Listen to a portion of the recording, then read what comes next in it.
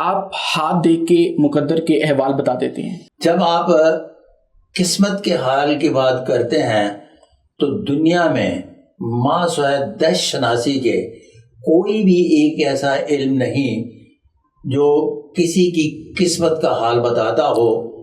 شخصیت کے بارے میں، اس کے علاوہ بہت ساری اور دوسری تیسری چھوٹی موٹی معلومات جو ہیں، جذبات و خیالات کے بارے میں، سائیکولوجیکلی چھوٹے موٹے وہ چیزیں جو آبزرو کی جاتی ہیں، جس طرح دوران انٹرویو کسی بھی شخص کے بارے میں رائے قائم کی جاتی ہے، تمام علوم و فنون وہ تو بتاتے ہیں، لیکن مقدر کا حال صرف اور صرف فن دش شناسی سے ہی استفادہ کرنے کے بعد پتہ چلتا ہے، ادروائز کوئی دوسرا علم نہیں بتاتا.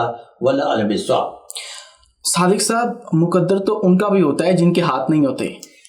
ان کے ہم پاؤں سے استفادہ کرتے ہیں، اور جب ہم پاؤں سے استفادہ کرتے ہیں تو ماسوائے انگوٹھے کے وہ تمام لکیریں جو ہاتھ پر پائی جاتی ہیں، اسی طرح سے پیروں پر بھی لکیریں ہوتی ہیں. تو آگے چل کر میں انگوٹھے کی بھی علمی توضیح پیش کروں گا. تو اسی طرح سے جس طرح سے ہاتھ پر مقدر پڑھا جاتا ہے، اسی طرح سے پاؤں سے بھی مقدر کا اندازہ کیا جاتا ہے، جس طرح سے ہاتھوں سے پیشادہ بنایا جاتا ہے. معذرت کے ساتھ ایک شخص ایسا ہے نہ اس کے ہاتھ ہیں نہ اس کے پاؤں ہیں، پاسبلٹی موجود ہے؟ اچھا سوال ہے. اس کے یہ پیشانی کے دو حصے بنا کر لیفٹ سے رائٹ اور رائٹ سے لیفٹ، تھوڑا سا، کتنا سا؟ تھوڑا سا کہ پیشانی دیکھ کر اندازہ کیا جا سکتا ہے کہ یہ خوش بخت ہے یا بدبخت ہے یا درمیانے درجے کی قسمت کا مالک ہے. اس سے زیادہ نہیں. اگر یہ بھی نہیں تو پھر جان کا تصور نہیں، اور جب جان کا تصور نہیں تو پھر مقدر شناسی کا علم خدا حافظ ہوا. صادق صاحب، ہاتھ دیکھنا پامسٹری ہے، پاؤں کا آپ نے بتایا، پھر ماتھے کا بتایا، کیا یہ بھی پامسٹری کہلاتا ہے؟ اچھا، جب لکیروں کی بات کرتے ہیں تو انسان کے ہاتھ پر پائی جانے والی لکیروں کے علم کی بات آپ نے دوسرے سوال میں پوچھی. اس میں نے کسی دوسرے علم کو شامل نہیں کیا.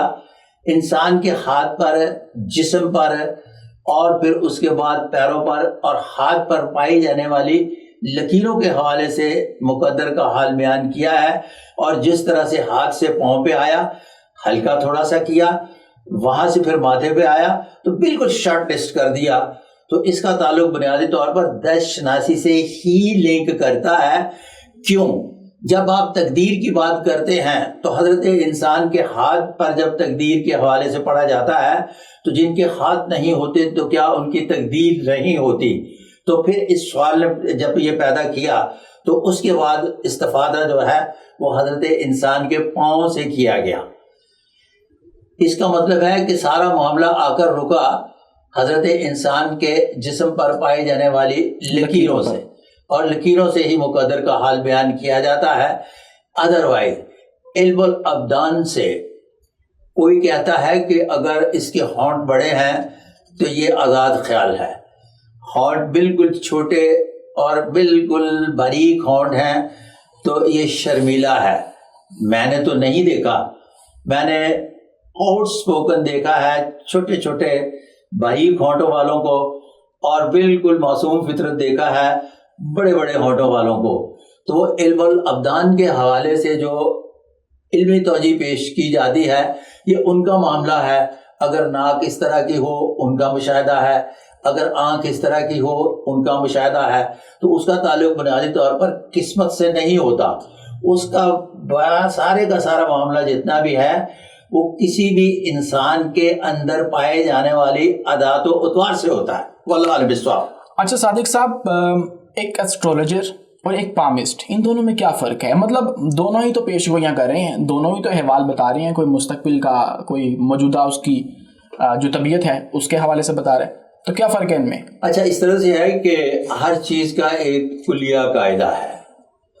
جب ہم پڑھنے کے لیے اسکول جاتے ہیں تو سب سے پہلے کچی کا قاعدہ پڑھتے ہیں. الف بے پہ پڑھیں تو اس کے بعد آہستہ آہستہ پڑھتے چلے جاتے ہیں تو ماسٹرز کرتے ہیں, پھر پی ایچ ڈی بھی کر لیتے ہیں, پھر یہاں تک بھی منزل پہنچ جاتی ہے کہ اسی علم سے استفادہ کر کے ایک نئی چیز پیدا کرتے ہیں, تو نئی کتاب بھی لکھتے ہیں جو پڑھی نہیں ہوتی.